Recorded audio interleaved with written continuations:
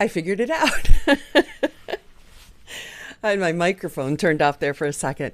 Hey, we figured this thing out, how to go live on multiple platforms at the same time. And tomorrow morning, we're trying something new.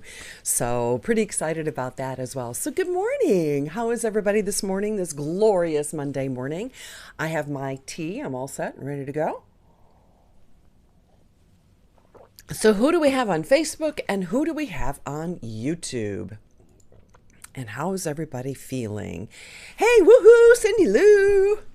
She's over on YouTube. Yeah, see, so I did learn something over the weekend. Here, I thought I was just being so, organized and planned. And I went on to Mob Crush and scheduled and did all sorts of stuff. And come to find out, you can only do one at a time. So you can schedule it. Good morning, Lisa. Big yawn here, too. You can schedule it. But what it does is it bumps off the other one you scheduled.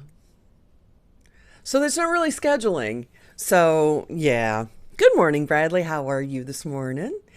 Yeah, so that I did learn that. So I did a lot of work for a lot of time. And thankfully, I planned ahead and cut and pasted a lot of things and saved them just in case it didn't work. So it was easy to go back and replicate the things that I had done. So that worked out pretty well. And I forgot to turn off my phone. Um, so here we go. Let me turn that off. Good. Yeah, so that was that. But I had a nice, well, I didn't have a relaxing weekend. I actually worked during the weekend, except for yesterday. I just took kind of a chill day. And then tomorrow we're celebrating one of my children's birthdays, so that day is going to be pretty well absorbed. But I do want to tell you that we are going to be going live, in a sense, tomorrow morning, right at the top of the hour. So there won't be a pre-show show and an after-show chat and that type of thing. It's just going to be top of the hour, 9 a.m. Eastern, go right into the show. So that'll be a little bit different, but it's just something new that we're trying. Isn't it nice on YouTube, Cindy Lou? I like it better, frankly. I think the chat's better, it saves better, it's easier to work with my videos afterwards when I want to, I chop off the beginning and the end. And yeah, so motivational support. Yeah, it's going to be a good one. Good morning, Tina. Hope you're feeling better. Hey, Stacy. You were on YouTube, but you couldn't say hi.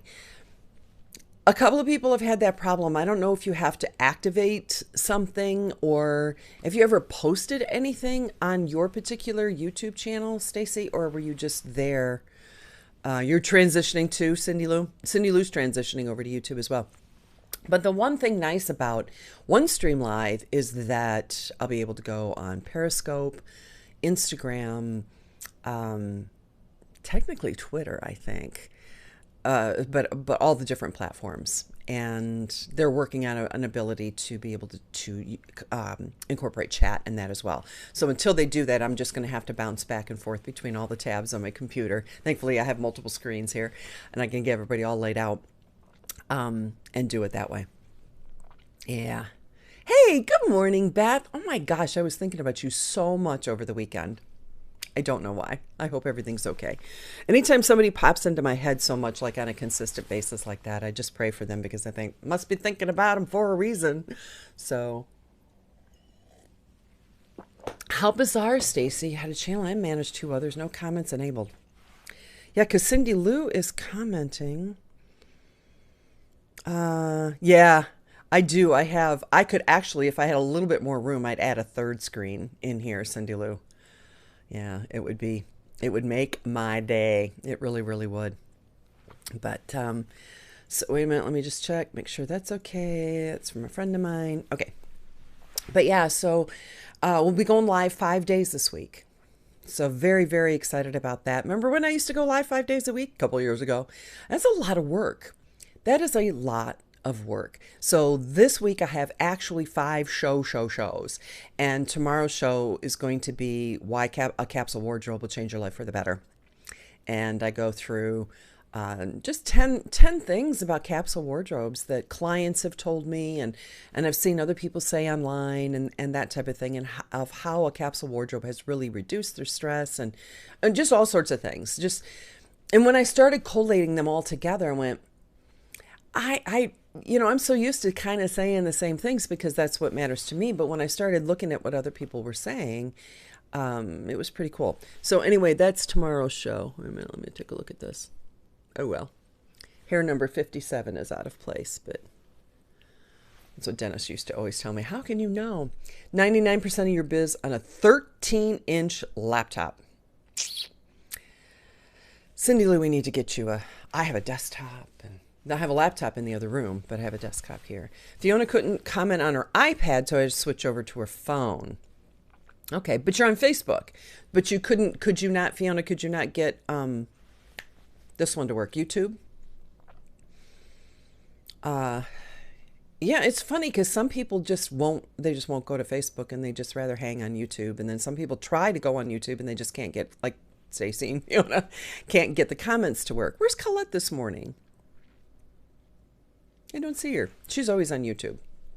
So, but yeah, it's, what was I saying? Oh yeah, going live. So I think I might do something a little bit different because it takes a lot of brain power and hours to write all the scripts and then do the graphics and then write the promo pieces and research all the keywords and that type of thing. So, and I create graphics. Shift. Yeah, I do graphic design as well. Sort of. I'm not like the best, but there's Connie. Good morning, Connie. Glad you're here. Oh, you didn't try YouTube yet, Fiona said. Okay. So, yeah, it's really a lot of manpower, and we're getting ready to launch the Style Academy. Woo woo! First or second week in September. Really aiming for the first week. Talked to a marketing ad specialist over the weekend.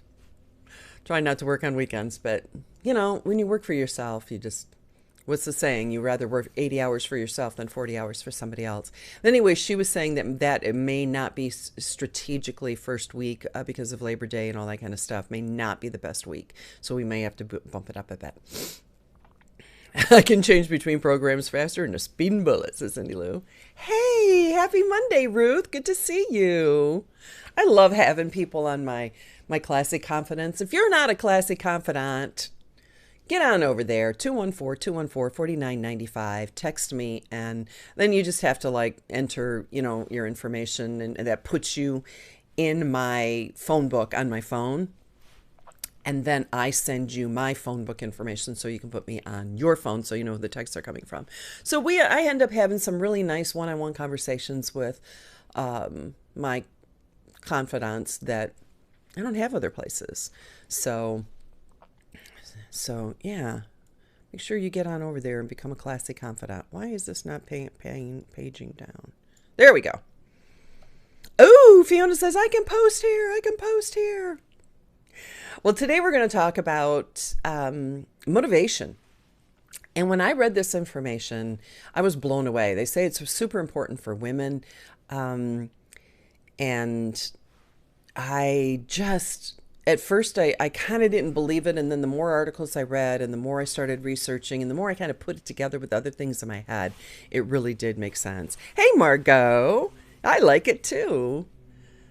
Margot's over on YouTube too. Oh, they must mow on Mondays. Can you hear them? And then the weed whackers go through and they start weed whacking right underneath my window. So yeah, it's kind of crazy. I'm a big fan of shortcuts. I love hotkeys and shortcuts. This feels like we're all back together again. I know, doesn't it? Doesn't it? So anyway, all right. Can you hear that? I mean, it's a good microphone. It's not my best microphone. That's in my sound booth. But golly. All right, let me fade to black, and I'll be right back in a second. Mower and all. Good heavens. Seriously, can you hear him? Okay, he's gone.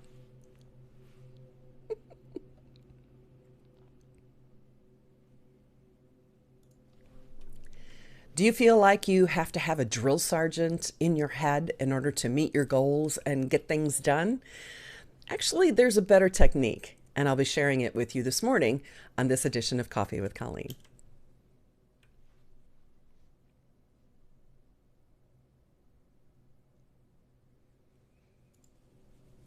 Good morning and welcome to Coffee with Colleen. If this is your first time joining us, my name is Colleen Hammond. I'm a former on-camera meteorologist for the Weather Channel turned executive image consultant, coach, and mentor. In 30 days or less, I can teach you how to turn your closet into 22 pieces that will give you over 6 months of perfect outfits that'll make you look and feel like $1,000,000. I also like to teach women how to be beautiful from the inside out, and everybody to be beautiful from the inside out. And that's what we're talking about today. Do you have to have a drill sergeant in your head to motivate you and to spur you on? Because a lot of times people think that they have to be firm and scolding or admonish themselves. They don't want to be too easy on themselves because they're afraid if they are, they're going to sit on the sofa and watch Netflix and eat 3 gallons of ice cream and not go to work and that kind of stuff if they're not constantly trying to be the drill sergeant in their head. But that's more self-indulgence, isn't it? And what we want to do is to positively motivate ourselves. It takes 10 positives to counteract 1 negative. And it's more powerful to have that positive reinforcement than, a sense of compassion than it is to be a drill sergeant in your head.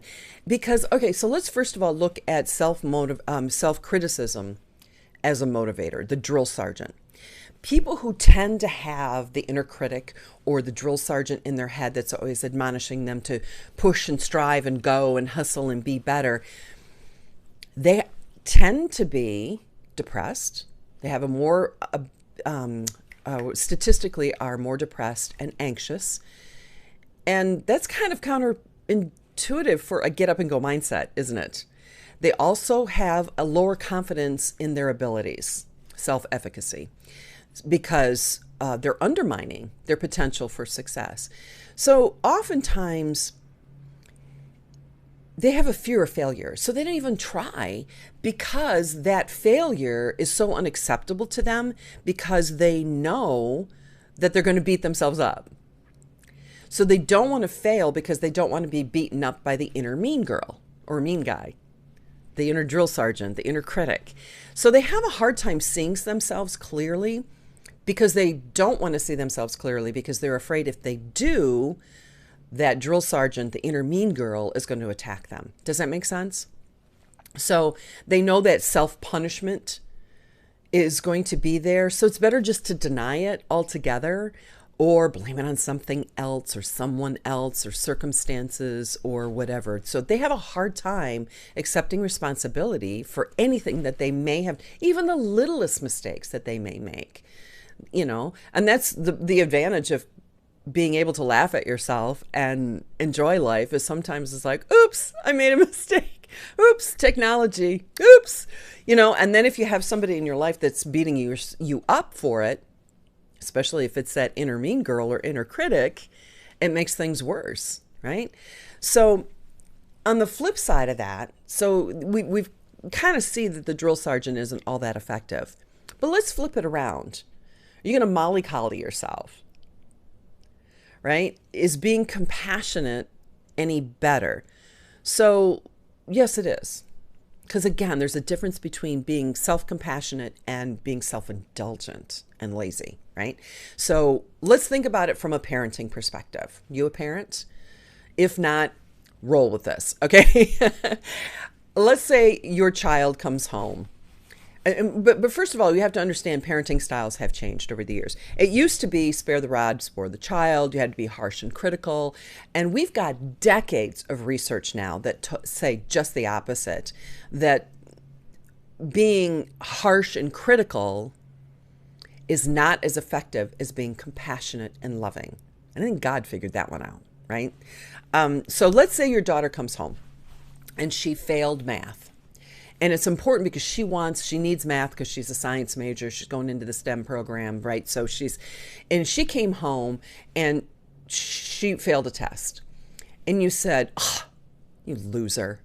Oh, I just can't, just imagining saying that to a child, just really, even a high school student, right? You're a loser. How hopeless. You'll never amount to anything. Doesn't matter what you do and it never works.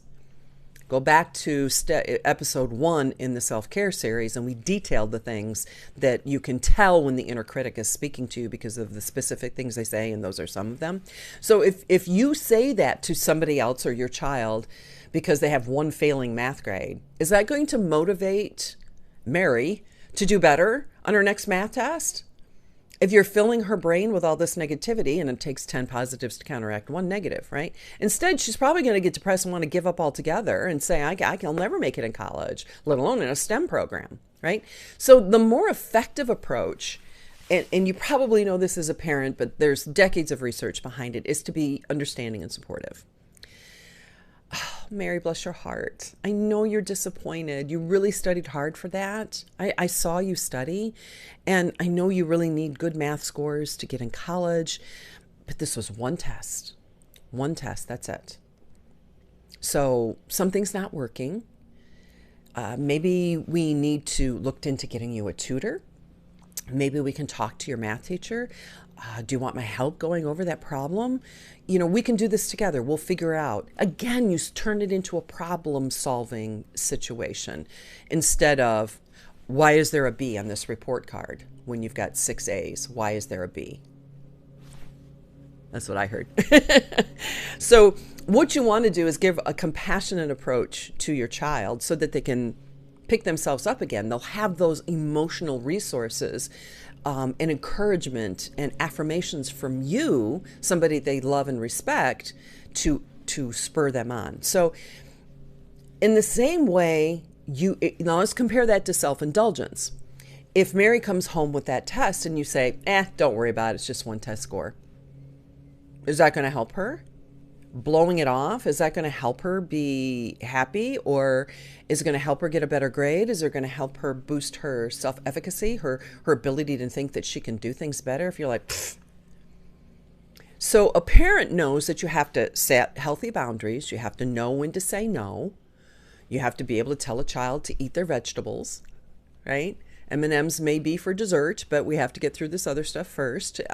So you don't want to undermine them, but you want to maximize your support. So now we've got self-compassion and self-indulgence. Now, how does that figure into ourselves, our inner critic, and our own self-motivation?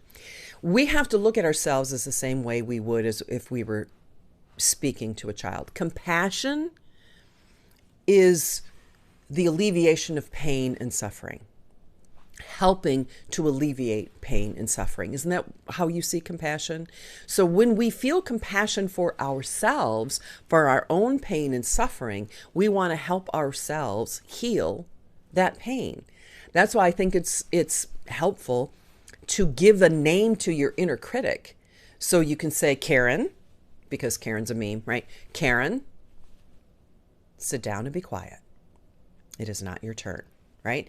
Because now we need to turn, and if you want to have like good, the good angel, bad angel type of thing, where you've got the bad angel tell them to go away and sit down, and the good angel is going to give you your compassion. We want to heal our pain. So we want to suffer less. So motivational power of self-criticism is really fear of punishment. The motivational power of self-compassion is a desire to be healthy, to be free from pain, to be free from suffering, to improve ourselves. And that ability to be self-compassionate recognizes that failure is part of the human condition. And we talked about that in episode number 2. Failure is part of the human condition, and everybody fails at something. But that trip up, that mistake, that 9,999 tries, and then 10,000 try was when Edison created the light bulb, right? It's our best teacher. We learn what not to do, and we know what to do better next. So it helps us to explore different options and turn things into a problem-solving issue instead of a drill sergeant beating us up. So self-compassion, again, is not self-indulgence. We're not excusing our bad behavior. We acknowledge our areas of personal weakness and say, how can I make this better? Imperfection, again, is part of the human condition. And we can work on improving ourselves, not because who we are is unacceptable. So remember that when you're trying your best, that's enough.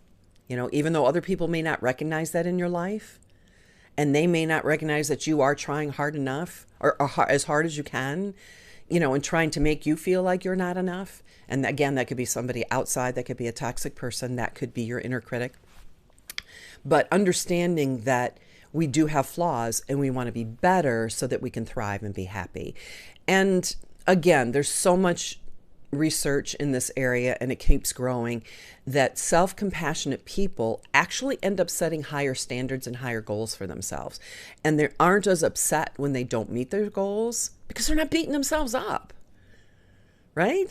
They look at it as like, who's the gal that founded Spanx? Sarah, I want to say Sarah Blakely. The gal who's founded Spanx anyway, she said that her dad used to say at the dinner table at night, what did you fail at today? Share your failures today. Now, what can we learn from them? What an amazing thing to focus on. So what can we do to make it better? So to start with that, acknowledge the successes, but also realize that failure is your opportunity to grow and your opportunity to learn, rather than, sitting around wallowing, my favorite word, frustration and disappointment. You can look at things as problem solving and move on. Also, self-compassionate people are more likely to take responsibility for their past mistakes because they know that they're not going to punish themselves. They're more willing to look, and self-punisher here, recovering self-punisher. So I have learned to be very positive with myself, but I still self-punish. This is something I'm still learning and growing at as well, which is why I wanted to share it with you, because it's so healthy. So also, self-compassionate people engage in healthier behaviors. They tend to be better at their exercise programs. If they decide to lose weight, they tend to lose more weight and faster. They end up quitting smoking. And here's a biggie. They seek medical care when needed. So self-compassionate people, as opposed to self-critical people, tend to be healthier, happier, leading more fulfilled lives. So again, self-compassion is not self-indulgence. It's not being easy on yourself. It's a way of nurturing yourself so that you can reach your full potential. So I hope that was helpful for you. If you are a member of the Café Club, of course, you will get a copy of the notes. And if you're not a member of the Café Club, why aren't you? Come on and join us inside the cafe. There's a link to the Café Club below, and you can look at the different tier options and see what works best for you. But you get a copy of all the notes, and if you're, depending at what level that you're at, you also get bonuses, and quarterly, if you're a cappuccino, you also get something I mail to you in the mail. So make sure you join us inside the cafe. Make sure you become a member of my Classic Confidants at 214-214-4995. And also make sure if you're watching on YouTube, you subscribe to the channel and click the bell so that you know the next time a video is released. Alrighty, thanks so much for joining us. I appreciate having you here. And if you have any ideas for shows, put them in the comments below. If you agree or disagree with what I said, put them in the comments below. I'd love to hear from you. Take care. See you next time. God bless. Bye.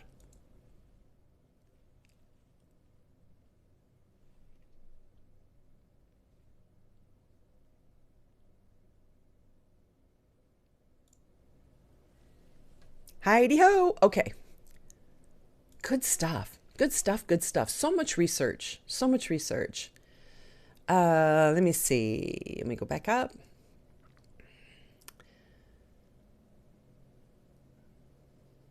Definitely has a personal feeling with the confidants. Because it's me. I may send out group messages like, hey, I'm going live right now. Those aren't one-on-one. I do a group text on that.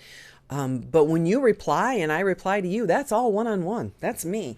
That's not Tina. That's not Jennifer. That's not Sheila. That's not Blanca. That's not Nick. That's not Dominic. That's not Andrew. That's not anybody else. That's me. So, yeah. It's a personal feel because it's personally me. User error. Comments are now on the right side, not below, apparently. I need more coffee. Oh, I see. Oh, well, also, if you change the size of your browser, when your browser narrows, Stacy, the comments go below. I found that out the hard way. They are loud? Doggone it. That's what I was afraid of. Well, the mowers are loud, said Fiona. So we're just definitely going to have to, maybe moving it to 9:30 is going to be the best thing to do. Because they seem to be done in front of my window at this point. So, hey, Clara, Fair Park, Ohio. Yeah, right now I am, Ruth, going 5 days a week. This week we're going to give it a shot and see. But as we ramp up for that launch, we got a lot of work to do. Oh, wow, that's a lot of positives to negate one negative. It really is, Fiona, when so many people have issues. Because, oh, hey, Janet, I got your text yesterday. I was, like, buried. I'll text you later. Hey, good morning, Rex. Hey, Kathy.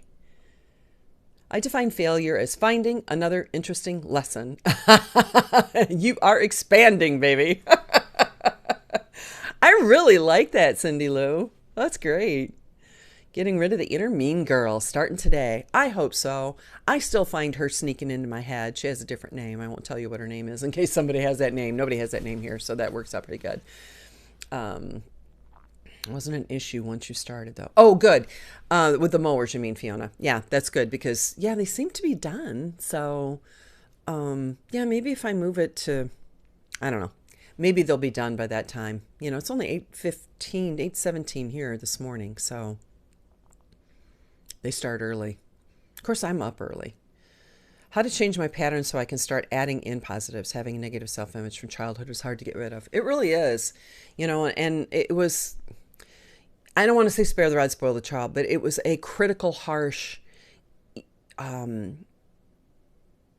I don't know if it was Dr. Spock. I don't think it was, but it was part of that mindset of that era and time frame to be very critical and hard on children. Otherwise, they wouldn't turn out right.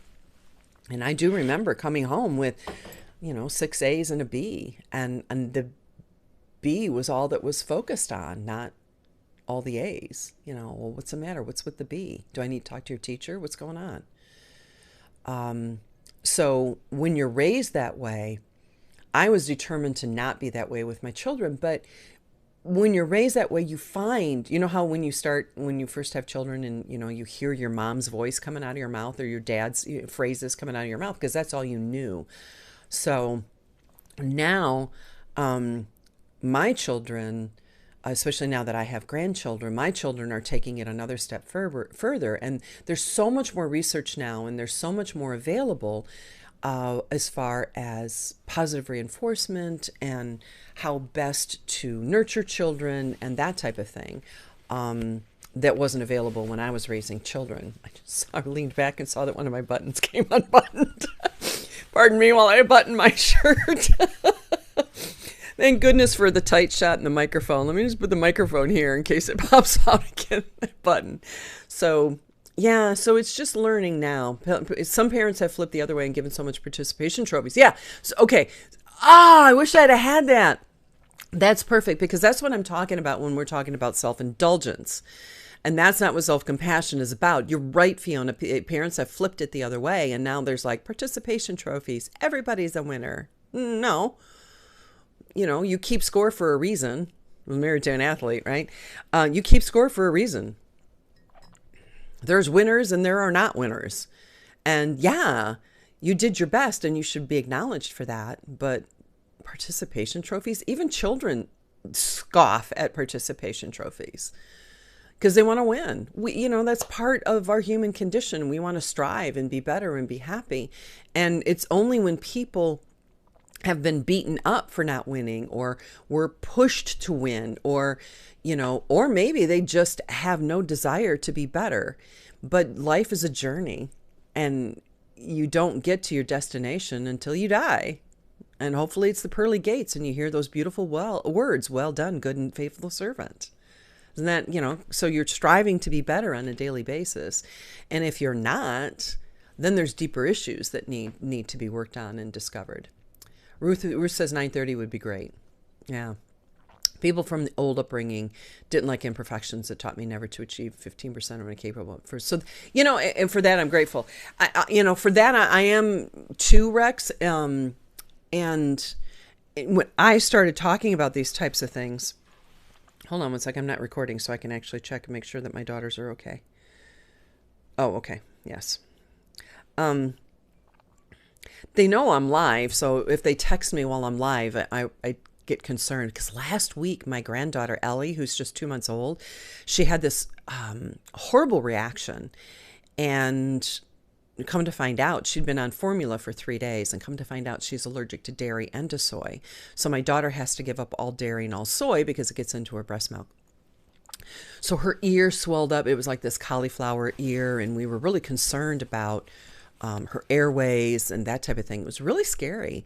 And I went, it's the formula. That's the only thing that's changed. And they're like, no, she's been on it for 3 days. I'm like, well, it takes 3 days for it to really catch up. And she was just having, my daughter tries as hard as she can with the breastfeeding, but her first child had failure to thrive. Just she was not producing enough quality breast milk. And they were starting to see that with the second child. And so they went, why don't you just give her just, a couple of ounces of formula at night? So they did. And sure enough, she had an allergic reaction to it. So now they have some non-soy, non-dairy sort of formula thing. I don't even know what it is. But anyway, so when I started preaching and teaching this kind of stuff, back to Rex's point, I started, my parents were offended like I was attacking them. No, I'm just trying to grow and learn based on new information. And, my parents were like, well, you seem to have turned out all right. Based on the fact that we did everything wrong. I was, well, I'm not saying that. I'm just saying I want to do things differently based on what we know now. And, and I will never know. Will I have made better goals? Would I have not been such a perfectionist? Would that have been a good thing or a bad thing? Doesn't matter. I don't know. There's no way of knowing. So I just try to do the best with what I have. And at 58 years old, I still have a lot of things to improve on, and I acknowledge that. So just try to keep going forward. Bless those hard, mean ways. Yeah, she was, well, Ellie was sick, but, my daughters were terrified, because when they go to an anaphylactic shot and their airways closed, they're just, especially living as far away from a hospital as we do. How close is your closest hospital? Our closest one is 20 minutes. For them, it's like 3 for me, but for the girls, they live a good 20 minutes away from the closest hospital. So if something bad happens, they're 20 minutes away from an emergency room. And when there was a problem before with Ellie, and they asked me what to do, I said, do not pass go, do not collect $200. Don't even hang up the phone and get in the car and get to the emergency room now. And it ended up not being that crucial, but thankful that's why we have insurance for, and thankful that she went. Yeah, virtue lies in the middle, right, Ruth? Middle ground is important. It's hard for us to look back and realize as parents we could have done better. I know. Especially, and with grandchildren, and your children choose to do things differently. And my daughter's so good about it too. She goes, Mom, I'm not being critical. You're a great mother, and you've always been positively reinforcing us, and I'm just choosing to do things different. And I'm like, I'm proud of what you're doing. I'm proud of the fact that you're researching and reading and learning all this new information and becoming a better parent. Because don't you do that when you're like, my parents did it this way, and I'm sure as heck I'm not going to do it that way. I'm going to try to do things a little bit different because I didn't like this about my parents' parenting style or whatever. And so sometimes I get a little, boo-hooey, boo-hoo. But most of the time I'm like, whatever. Parenting is the most humbling job in the world. Really is. Hey, Rick, good morning. Good to see you. My mother said she would never be willing to live in the country because it would be too far from doctors or hospitals.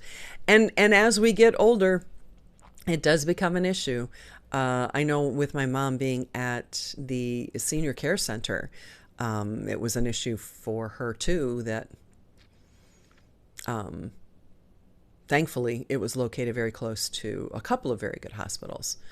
Beaumont, a little bit across town, it was cross Big Beaver, 16 Mile. Anybody that knows, because my mom's place, if you're in the area, 16 and Van Dyke, so it was like straight across 16 Mile to get to one of the Beaumonts. And That's a rough drive, especially if the factory gets out, because the factory is right there, So, God forbid you have a problem at 3 o'clock, because you ain't going nowhere. That half a mile between the post office and that factory, the Chrysler factory, are right next to each other. And I went to the post office, and then to get back to, I was going back to the senior care facility to pick my mom up, and I was taking her out to dinner. And it was seriously 0.6 of a mile, I think it was. And it took me half an hour, because the factory got out as I was at the post office. I'm like, I forget, I don't live in a factory town. I live in a farming community right now. And yeah, I kind of forget that when a factory lets out, nobody's going anywhere. We can always do better. Just don't get caught up in being perfect. Yeah, and I think that's what that inner mean girl does, is beats us up when we aren't perfect. And it's bad enough to have that critical person in your head, and then you have critical people in your life. So why haven't you done this? So what's your excuse for not, doing better? Get out of my life, I got enough problems being hard on myself, Parents' ways and my grandparents were always right. I think I learned the value of being a real man from my grandparents.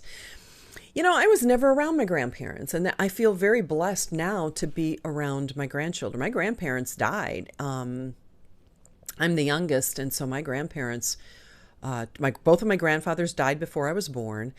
My one grandmother lived in Florida, and I grew up in Michigan. And my other grandmother, we kind of saw her once a month, but not a lot. And then, how old was I when she fell? So I really only knew her as she lived with us for a while, because she had fallen and broken her hip. And then she went into a care facility and had a bit of dementia. I remember one time visiting her and talking with her. This was when I was in college. And I got up to leave, and she said, "Thank you so much for coming and visiting me, dear. Who are you again?" But she was just pleased I was there, and I stayed and just chatted with her and prayed with her and did things with her for quite some time, and she had no idea who I was. So I regret not knowing my grandparents, and that's part of the reason I want to stay healthy and be healthy and get back into my workout routines in the morning, and especially like when we were doing 5 shows a week. I mean, and then up to a few months ago, I was really getting back into the swing of things. But I want to be healthy so I can live longer and be around my grandchildren. So grandparents are a gift. Kim! Oh my gosh. You know what's so funny, Kim? I haven't seen you in forever. And I was talking to my sister. Of course, she breeds horses too. And she had... she was just telling me about one of her colts that is doing so well, and offering on a special private sale, because this colt is going to be amazing. So good grandparents are scarce even now. Very true, Rex. Yeah. So how have you been, Kim? I've missed you. It's been forever. Like Cindy Lou says, it's like the family's getting back together again, Blood of the covenant is thicker than the water of the womb. And here we are. I was going to say in our coven. No, in our covenant. We're not in a coven. Some of the things that pop into my head. Sometimes I don't even have a filter and they just come flying out. But anyway, so Wednesday, let me see, tomorrow I'm going to be talking about capsule wardrobes. And then I think that one's like 8-10 minutes long. I'm glad you're doing well. That's great. Yeah, she's got 5 or 6 mares. She has 6 mares, and I think only 5 got covered this year. So she has 5 little foals that she's dealing with for the sale and coming up in a couple of months. So yeah, she had a lot of people had a rough year with births in Florida. She's in Central Florida. I know they had something was going on. A lot of people lost, had stillborns and that kind of stuff. Horse-wise. We're talking horses now. But yeah, so then Wednesday, what is Wednesday? I forget what I have coming up Wednesday. YouTube's really good. YouTube keeps it. Facebook didn't. But I got something else coming up Wednesday, and then I've got like 3, I forget what they are, but they're going to be I'll work on finish doing that this morning. I had I wanted to test something before I spent what I didn't do last time on Mob Crush, and I went and programmed everything and then found out nothing saved, and I had to go back and do it again because you can only do one at a time in Mob Crush. I want to do the same thing in one stream, but I want to test it before I go in there and program everything. And I really, really, really try hard not to work on Sundays. And I just, all day, I'm like looking at the computer going, I really could be looking at that right now. But I promised myself I wouldn't. Coven. I left my broomstick in the other closet. No filters are fun. Not with me. I have gotten myself in so much trouble. And being like, over the top choleric, I've had to learn to really rein it in. And, I hide behind my sanguine. I put up more of a sanguine front because it's socially acceptable. I don't want to come across like I don't have social skills, but sometimes, things just pop out of my mouth. I remember this one time we were at someone's house, and I still think I still have a problem with what I said, but somebody said, I can't believe how your son just stands up for himself all the time, and your daughters are just they stand up for themselves, and that kind of stuff. I said, well, they just copy what they see in their parents. And apparently that was the wrong thing to say. Because her next sentence was, I think I was saying that sentence the same time she was saying, I wish my kids were more that way. And I was saying they just copy what they see in their parents. So in my defense, I had a couple glasses of wine, which also kind of loosens my tongue. Especially when Brutus comes out, says Rex. Yeah. Yeah. Well, and I think it's probably a little bit more acceptable for a guy to say some things that, as a woman, I just really can't get away with it. And I even when I said it, it was like the silence in the room. I'm like, what? And Dennis leaned over and said, she just said this. And I went, oh, I didn't hear that. Her and I were speaking kind of at the same time, and I didn't hear her say that. And just kind of laughed, and I just pushed my wine glass across the table and said, apparently I need yet another glass of wine. Sorry about that. I just apologized, but I still don't say what I said. It's true. Parents copy for good and for ill. Children copy what they see around them, and they copy their parents. So when you're at a store and a toddler's dropping F-bombs, it's not, they picked it up somewhere, either from their parents or from some television program that their parents let them watch, or, it happens.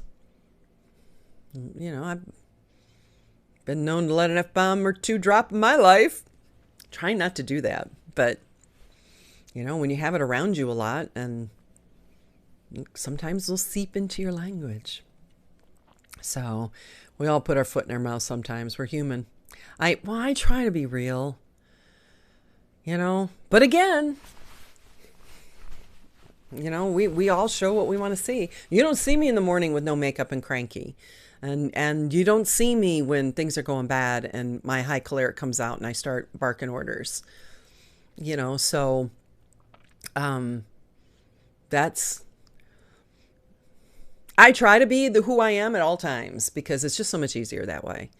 But I do rein in and hide behind my sanguine. But when you get stressed, there's, all the tips and tricks and techniques in the world doesn't cover up your true temperament.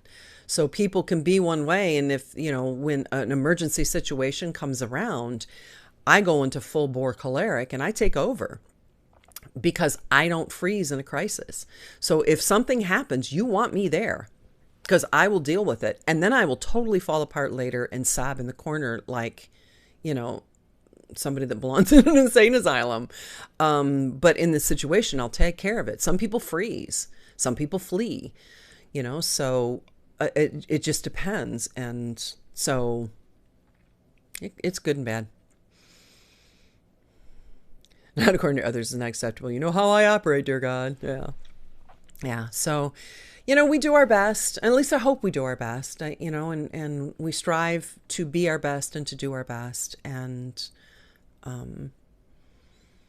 that's what I try to share with other people, and it's not because I know so much. I like to read and share and share that information with other people because these are the things I'm working on.